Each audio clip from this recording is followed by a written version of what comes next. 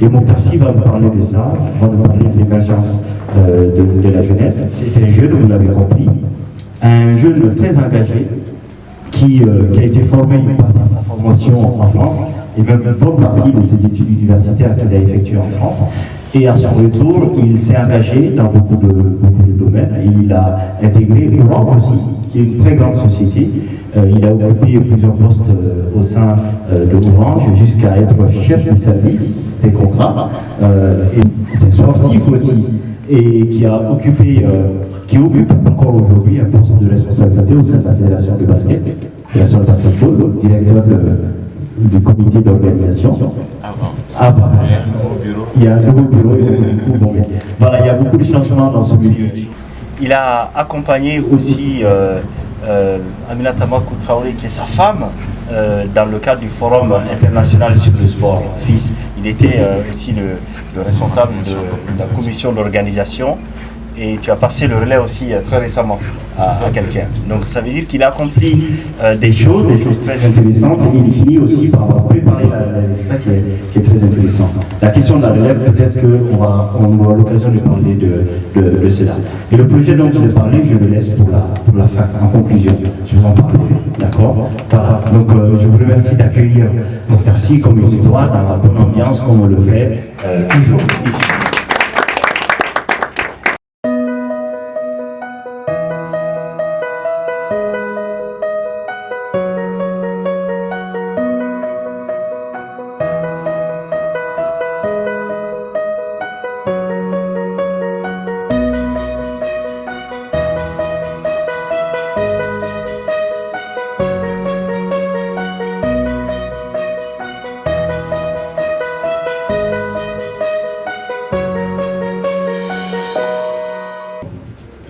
Merci à vous d'avoir fait le déplacement pour venir échanger sur un sujet qui est vraiment aujourd'hui pour moi pertinent. Je remercie Tiffin d'avoir pensé à moi pour me donner l'occasion d'échanger avec vous sur ce que nous faisons tous les jours, sur ce que nous pensons qu'il faut faire pour notre pays chaque jour.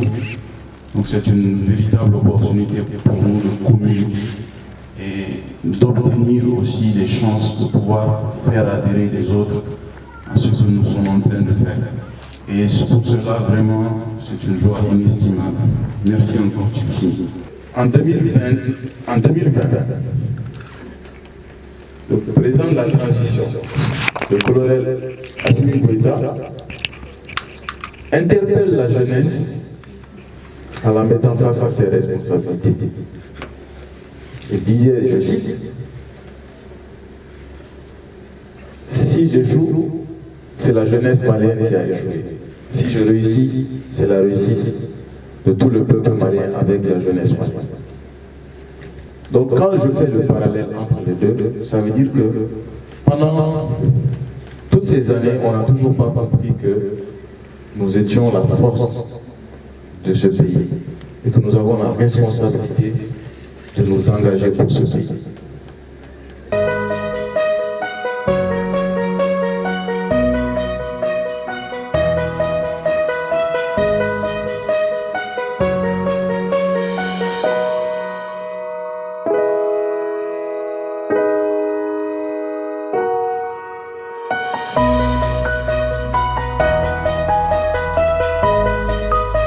Est-ce que la démocratie en tant que telle, sous toutes ses formes, est comprise par la jeunesse ou la population malienne?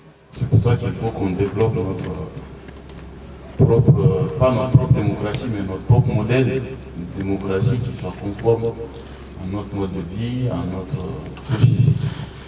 Et surtout que ce ne soit pas un frein ou un recul pour notre société.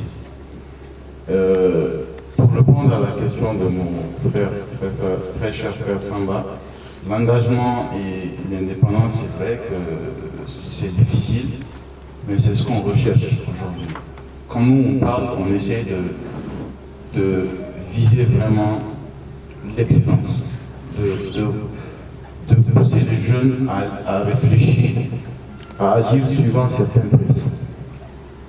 Aujourd'hui, je prends mon cas. Moi, je suis salarié. Je mène mon engagement.